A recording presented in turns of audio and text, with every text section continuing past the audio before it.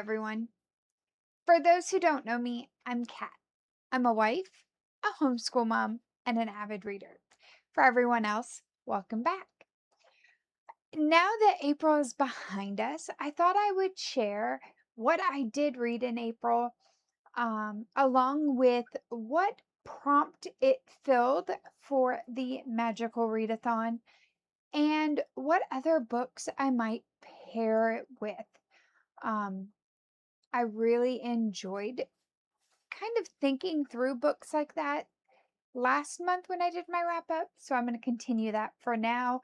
Um, Let me know if you like this style in the comments. If you just want my review and to move on, let me know as well. That way I can give you kind of what you're looking for. But first up during the month, I read The Personal Librarian by Marie Benedict and Victoria Christopher Murray. This is a historical fiction about the life of the librarian of J.P. Morgan. Uh, he had a personal library, and this Belle came along and helped him really focus his um, purchasing for his library into certain books and got him many of the books that he was looking for. This one I really liked because Belle was a character, or she's a real person who we don't know a whole lot about other than what's in newspapers or some correspondence, because at the end of her life, um, Belle destroyed all of her letters that she had.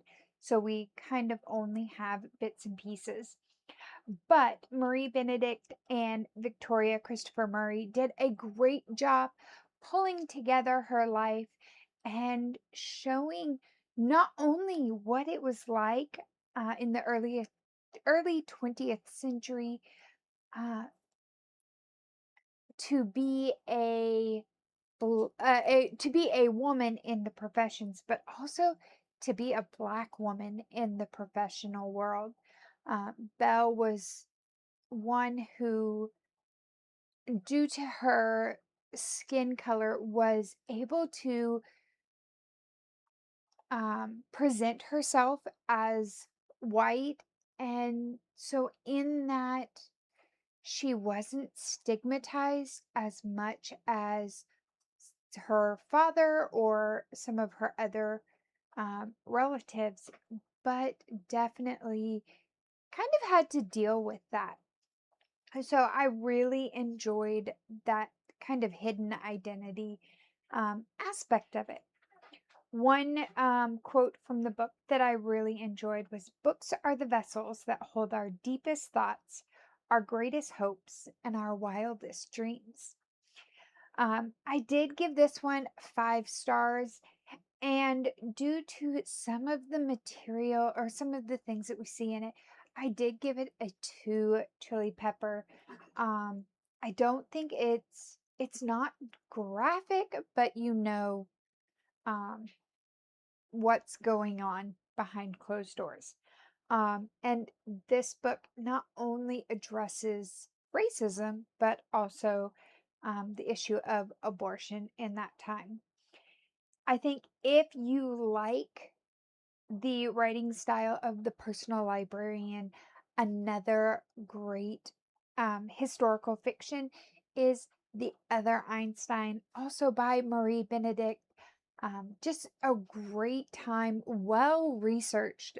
Marie Benedict really makes sure that what she's presenting falls into um, line with the historical times and the actual historical figure. Although there are some imagined parts due to gaps of what historians know. So, Personal Librarian, 5 stars. Really enjoyed it. It was a great way to start off my April. And for the Magical Readathon, this fulfilled my astronomy prompt, which was to read a book from the top shelf, whether physically or the top of your TBR. Um, I kind of combined both of those. It would have been on my top shelf had it been on my red shelf, but also being one of the books that has been the longest on my TBR cart. So, Personal Librarian, great read. Next, I read Crimson Leaves by Jana L. Perkins. This one was a historical romance. So I actually purposefully started out my month with my historical reads. They tend to take me a little bit longer to get through, and I didn't want to accidentally end up bogged down and not complete my readathon for April. So this one is a Regency setting, dual love story, murder mystery, switched identities with an aspect of found family. This one is really long. It was over 700 pages, but the plot did keep me interested. In this one, we have Henry and Charles, who are distant cousins, but are raised as brothers. And because they look alike, they were able to switch places to help solve the murder of Charles's father, Henry's adopted father, with the help of sisters Lily and Jane. This is a clean romance, and there is a bit of a twist in the epilogue that is supposed to lead you to pick up the next book in the what will be a series. Currently, just the Crimson Leaves is published. The favorite quote that I pulled out for this one is, would you rather be loved and penniless, or would you rather be wealthy and lonely?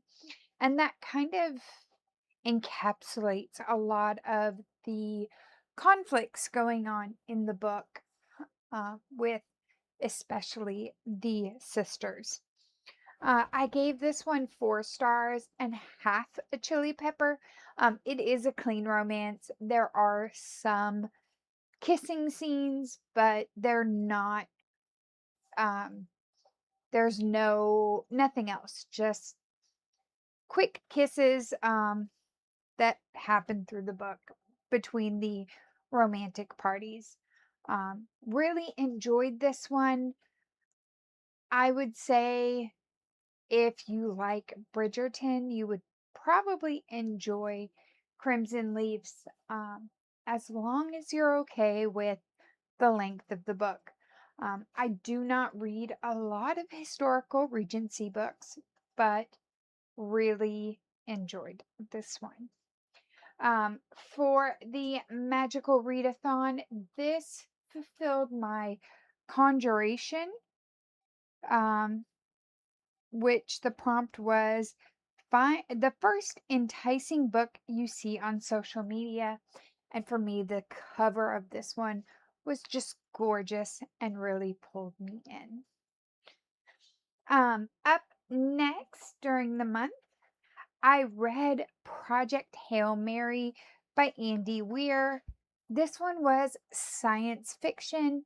We have a reluctant hero, amnesiac awakening, nonlinear timeline, um, existen- existential, threat to humanity, and unexpected friendship. This one, um, I really was excited to give it a shot because I've enjoyed Andy Weir's The Martian.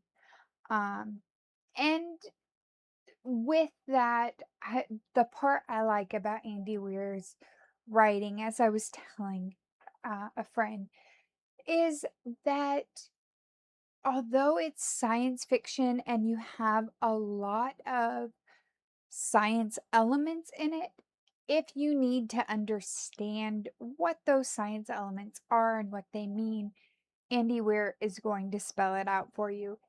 If it's not important, he's just going to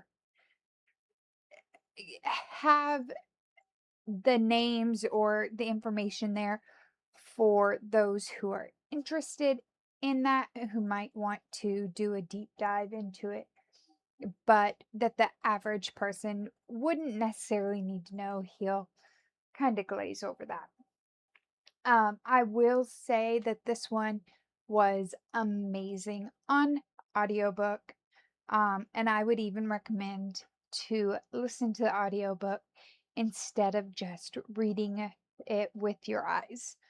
Um, the audiobook will have you fully immersed and is really well done. And in this one, we have a dying son, um, and a science teacher who's trying to save the world. But he doesn't exactly remember how he ended up being the one picked for saving the world. His memories slowly come back to him throughout the book. Um, and it was just such an amazing read. I gave this one 5 stars. It being science fiction and not having any romance in it, there are no chili peppers to give in this one. And I would say if you liked The Martian or Artemis, or I would even say like Aurora Rising or Skyward, all of those books kind of I would put group together as a great read. Um, Writing style might be a little different than the Skyward and Aurora Rising series, just because those two are YA, or Project Hail Mary, The Martian, and Artemis are adult. But Andy Weir, great writer, had a great time with it. And this one fulfilled my spells and incantations, which is currently on a bestseller list, was the prompt. And with the movie having just come out, Project Hail Mary is on the top of every bestseller list right now. Up next, I read Assistant to the Villain by Hannah Nicole Mayer. This one is a fantasy romance with the tropes of slow burn, fantasy workplace, grumpy sunshine, witty banter, and dual POV. Um, this one, the banter was perfect and really had me in, even from the prologue where our main character Evie says, you just can't kill people and be pretty. It's confusing. Um, Very much the type of banter that you will find through the whole book. My favorite character, though, in the book was the frog, and um, seeing his or reading about his little signs, because frogs don't talk. Um, but Evie needs a job and just happens among the local villain who needs a personal assistant. This one does end on a cliffhanger, and you will probably want to pick up the next one, which is Accomplice to the Villain. And for this one, this fulfilled my restoration, which was ask for 5 5-star titles, pick one. I just looked through my sister's story graph and found her last 5 and picked this one from that. So, books that I think would pair well with this one would be um, How to Become the Dark Lord and Die Trying, um, and Starter Villain. Both of those I really enjoyed and kind of got that um, seeing things through the villain's eyes. I also looked it up for some suggestions, and one of them sounds like one I would enjoy. That time I got drunk and saved a demon. So, kind of just some ideas for jumping off points, but I will be continuing through the Assistant to the Villain series. Up next, we have Below Zero by Ali Hazelwood. This one is a romance. Um, and it's all about women in STEAM. Hazelwood has written this series of novellas that follow different women in STEAM, and I really enjoyed this one. Hannah works for NASA, and when a storm blows in, stranding her deep in the Arctic, only Ian, the one person Hannah doesn't want, can save her. This was a great palette cleanser between the high fantasy and historical romance and sci-fi that I had. It was a nice kind of refresher getting through. I gave this one 4 stars and 3 chili peppers.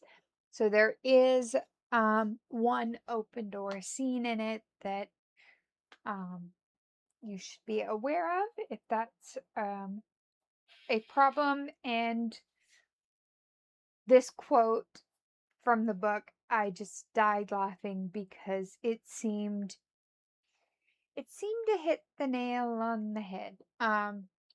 As far as where our um, current space exploration has gone.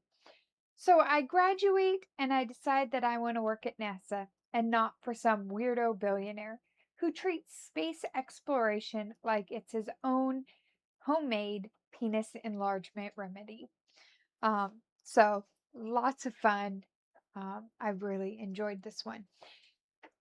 As for the Magical Readathon, this one was part of my elemental studies, and it fulfilled the temperature word in the title.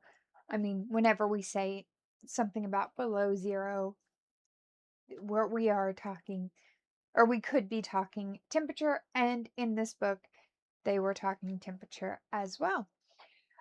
As far as recommendations, I would say anything Ali Hazelwood, especially her contemporary romance, but also one that if you're looking for that strong, independent woman, I would say um, um, Tangled Up in You by Christina Lauren is a great one. Um, and probably all of her other in that fairy tale retelling scene or series, because she's writing to kind of take the fairy tale characters we love and put them in today's real world. And especially with Tangled Up in You, we have the strong Rapunzel character. Um, and it was just an amazing story. Below Zero was just knocked my socks off. I had a great time with that one. Up next, I had said I was going to read one book. I actually ended up having to go back and read the first book in that series because I couldn't remember the events that happened. So, this one I'm going to do both books together, and that's Longing of Lone Wolves and The Solace of Sharp Claws, both by Lena Perkacek, I believe is how it's pronounced. Don't quote me on that. This is a fantasy romance. These two take place in a dystopian, um, post-apocalyptic world. This is um, our main character in the first book, Clark, wakes up in um, Las Vegas years, like the Las Vegas she wakes up in, she doesn't even recognize. Um, and then we have Rush, who's a shifter fae who hates humans, and this is in Longing of Lone Wolves. This follows Clark and Rush and them trying to break the curse that is on Rush. In The Solace of Sharp Claws, we have Rush's son, Thorn, um, who definitely hates humans, but also hates his own kind because he his mother was killed and his father had a curse put on him due to just the birth of Thorn. So Thorn's trying to Thorn himself is struggling with getting over all of that, along with having his father back. And then we also have Laurel, who was Clark's friend in um, what would be our present day, um, present time, who has just woken up in this future post apocalyptic world. And she's just trying to not only understand what has changed, but also to figure out how to wake up Clark and Laurel's friend, Ada, who also has found herself in this world but has not awoken yet. So, this series, I gave both books 4 stars and 4 chili peppers. Um, and in these, especially in Longing of the Lone Wolves, I enjoyed the banter. There's not as much banter in The Solace of Sharp Claws, but it's still a great read, and you get those um, moments of um, just a great time. Um, as for the Magical Readathon, Solace of Sharp Claws was the one I was reading. I was reading that for the Animal Studies, which is wolves on the cover, title, or in the content. And both of these deal with shifter fae, um, and they shift into wolves. Um, for books that I enjoyed that were similar, trying to look at my bookshelves, I would actually say Allie Hazelwood's Bride series, Bride and Mate. Both of those would pair really well with these. I think just about any of the shifter romance um, titles would also pair well with this one. All right, down to the last two that I needed to read for my Magical Readathon, along with what I read in April.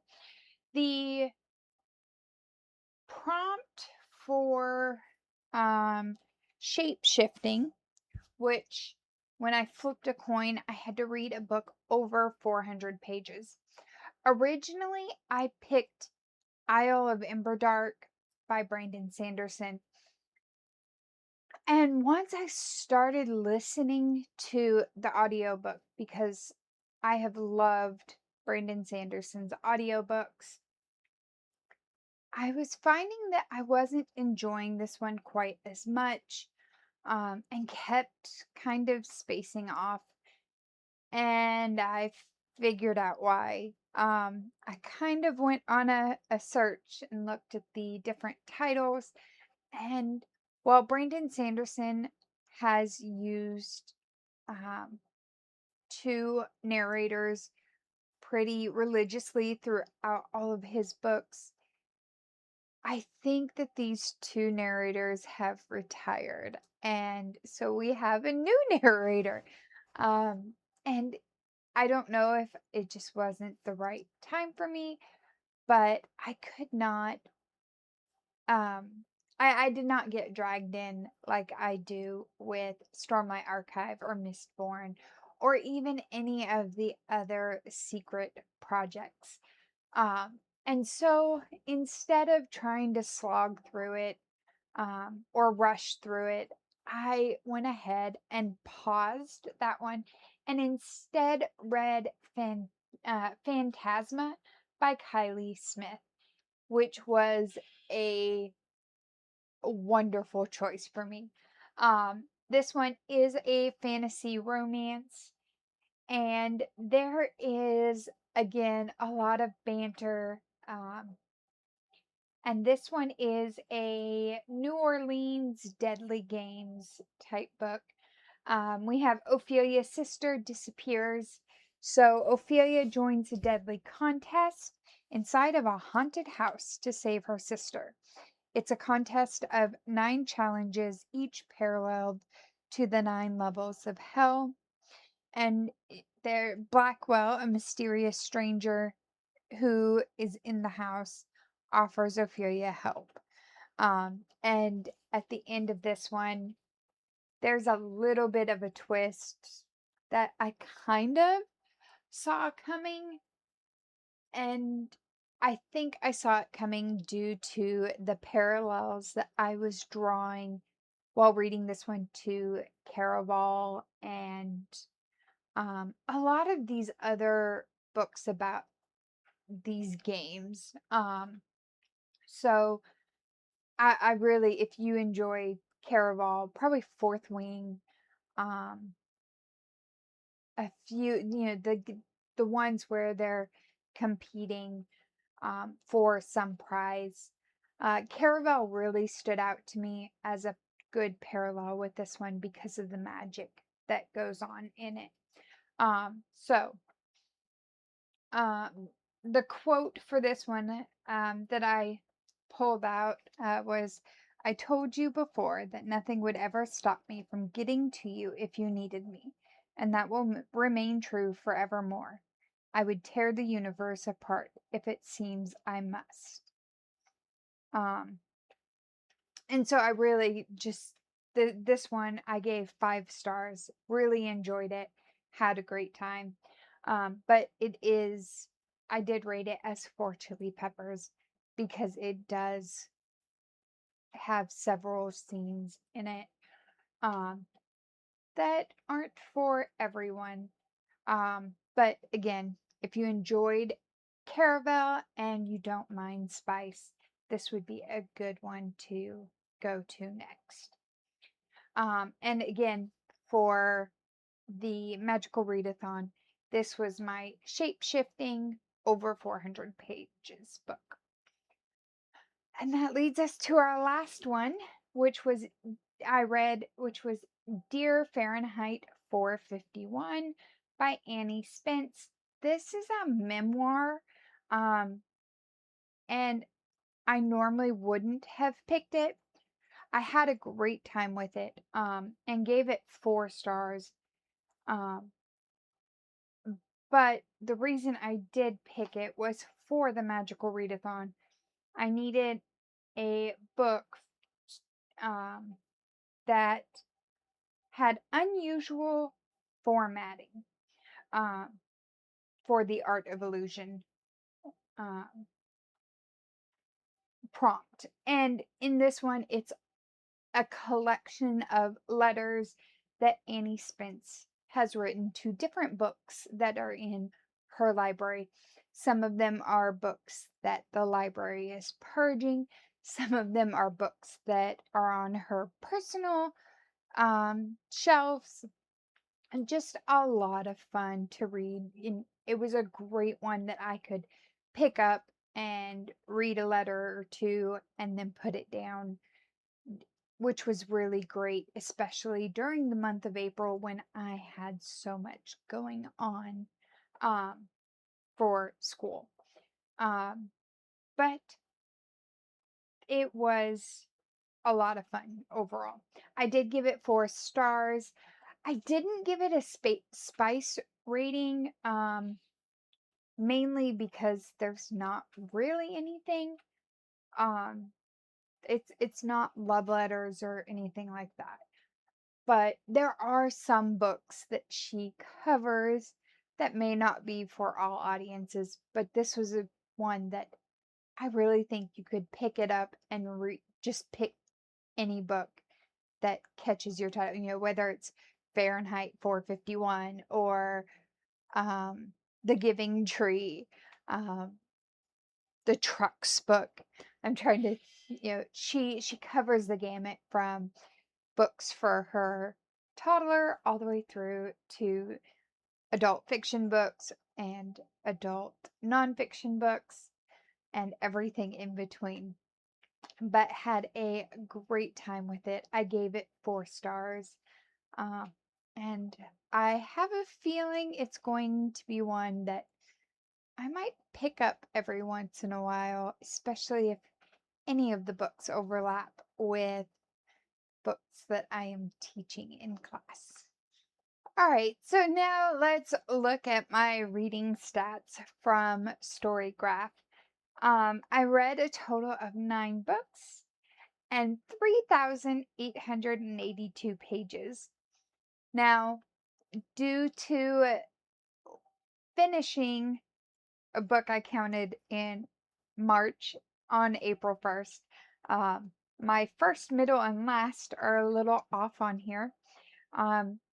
It says How to Lose a Goblin in 10 Days was my first read, but The Personal Librarian was my first. Um, I read, or the average book length was 413 pages. Took me an average of 3 days to finish a book. According to this graphic, all of them were fiction, but it's not including Fahrenheit 451 or 451 because I don't have I have that one is finished on May 1st. But all I had left were the book recommendations. So I'm gonna go with it.